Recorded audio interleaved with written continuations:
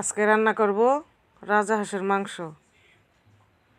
দিয়ে দিলাম গরম মশলা, এলাচ, দারচিনি, তেজপাতা, লবঙ্গ, গোলমরিচ, দিয়ে দিলাম পেঁয়াজ।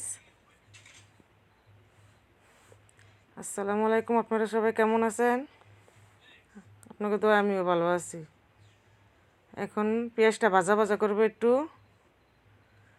আজকে বাটা মশলা দিয়া তরকারিটা রান্না করব। দিয়ে দিলাম রসুন বাটা, দিয়ে দিলাম আদা বাটা, দিয়ে দিলাম মরিচ বাটা, দিয়ে দিলাম জিরা বাটা।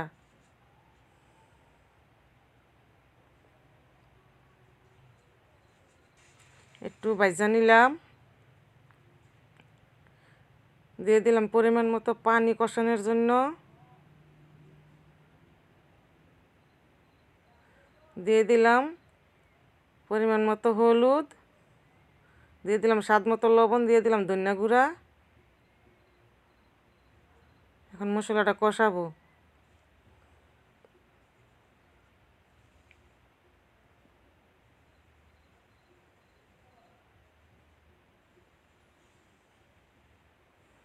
মশলা কষানো শেষ, দিয়ে দিলাম রাজহাঁসের মাংসগুলা।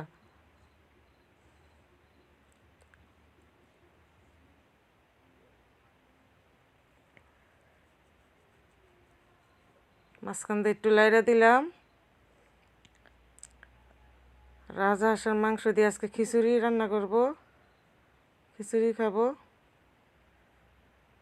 দিয়ে দিলাম কষানো শেষ, জল দিয়ে দিলাম।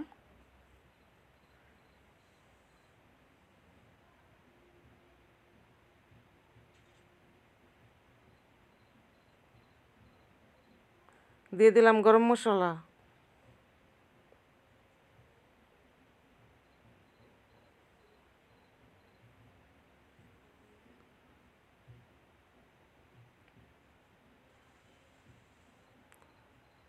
তরকারিটা হয়ে গেছে, নামাই ফেললাম।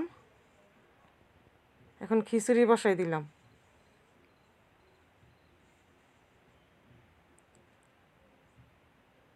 আমার ছোটো ভাই এসে তো, ছোটো ভাইয়ের জন্য রাজহাঁসের মাংস দিয়ে খিচুড়ি রান্না করলাম, আমরা সবাই খাবো একসাথে। খিচুড়ি রান্না হয়ে গেছে, এখন একটু ধনিয়া পাতা দিয়ে দেব। ধনিয়া পাতাটা দিয়ে একটুখানি রাইখা পরে দা নামাই নেবো। ভিডিওটা যদি ভালো লাগে লাইক কমেন্ট শেয়ার করেন, একটা ফলো দিয়ে পাশে থাকেন।